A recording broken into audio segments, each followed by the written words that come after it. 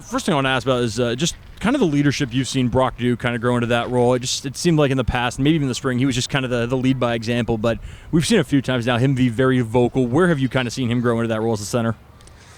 Yeah, I think he has to be that guy, especially like he's a foundational piece here for us as far as us as a staff coming over.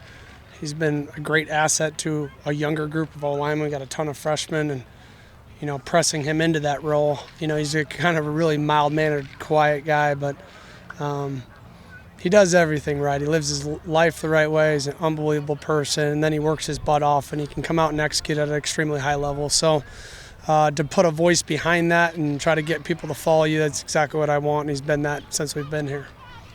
More live reps, more Ben Beatty sacks. It's just apparently he just needs the live reps in practice, and he gets to the quarterback, huh? Yeah, I guess so. He just keeps getting better. He's a young guy that's grown into his own, and it's good to see the D-line be able to get home. And it's also good to, again, I said it before, but watch the quarterbacks and can they escape, can they not escape? What do they do with the ball in a 2-minute situation when the clock is running in a situation? You can't take sacks in a 2-minute situation. You're going to kill the timeouts. And we struggled there defensively. I thought it was, for the most part, outside of a couple plays here and there, and those things are going to happen where they get a chunk yardage play. They just can't turn into, huge touchdowns.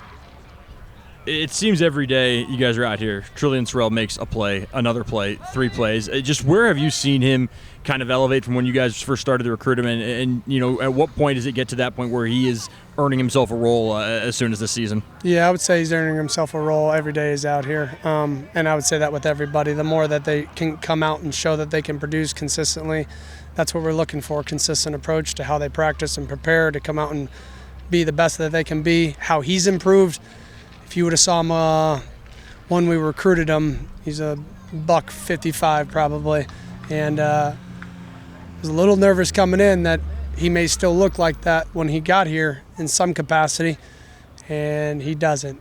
He's taken his training extremely serious, and he's just grown. He's extremely smart at his age. And there are things that he'll mess up that he'll need to learn from as he goes. But overall, the consistency of confidence shows up every single play for him. And that's kind of why we recruited him. I was able to watch him live in a setting where he was going against a ton of kids that, quote-unquote, were Power 4 players. And he didn't shy away from the competition. And he's showed up every single day since he's been here, with the exception of the one day he was sick. So I'm happy to see his progress. He's continuously getting better. On the other side, we saw Jamori make a couple plays today. What has he kind of added to your cornerback room? Yeah, I love Jamori. He's just got great energy. He's always happy. He loves playing football, and he loves the process of all of this. And he's grown himself into a leader too for us. And we've needed that. Him and Humphrey, those guys are great leaders in that group. And honestly, we need these young guys to follow their footsteps. We only got 5 more months with those two. When you look at the leadership that they provide, what does that look like for them on a day-to-day basis?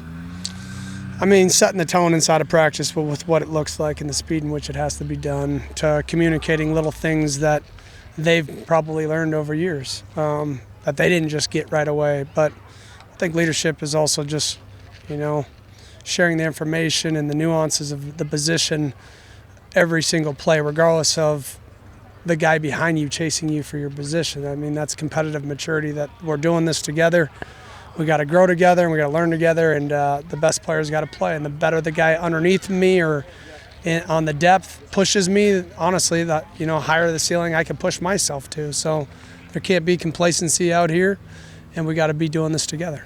We've seen the quarterbacks make a couple really difficult throws over the last few days. What have you made of their progress? It's been up and down. One guy makes a huge play, and then they may take a sack when they really shouldn't, especially in those 2-minute situations.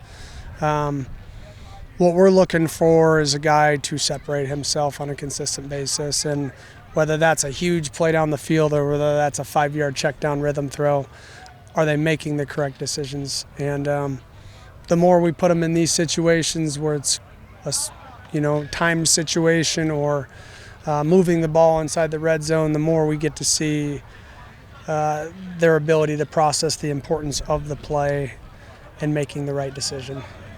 But the quarterbacks, we talked to Coach Ferrone yesterday about those guys, and when he mentioned Zevi, he said, we like what we see out of him in terms of him throwing the ball. We're trying to get him more mobile and kind of flushing out of the pocket. Yep. Today we see him with, I think, Adam for like a 65-yard touchdown. Yep. Where is he at in terms of his kind of mobility right now?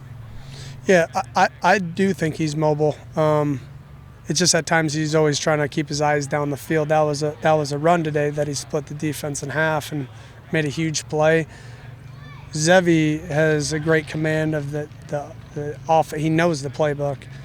It's just eliminating some mental mistakes at times and controlling the situation and knowing when I need to get down and play the next play or when I need to try to make the play and using his legs in order to do that. And today was a consistent day for Zevi for sure. Going back to Trillian, you mentioned catching him at a camp during his recruitment. Like, what was that setting like, and like, how did he kind of stand out there for you guys? Yeah, he was we knew about him. He's from, Edina, Minnesota, and it was at the U of M camp in Minnesota there. That we just watched him compete in one-on-one settings and just how he competed inside of drills. There was a certain edge to him that I really liked, and I just felt like he'd be a good fit as far as a guy that wants to continue to grow and love football. He showed it. And those are the things that we get when we go to these prospect camps that we're looking for. It's not always just about 40 times. It's about, do they have a competitive edge to them? Do they like this, or do they kind of hide in the back and not compete? So prospect camps are huge for us. It's a great eval, and we found a great one in Trill. Does he have the coolest name you ever coached? Yeah, maybe, I guess.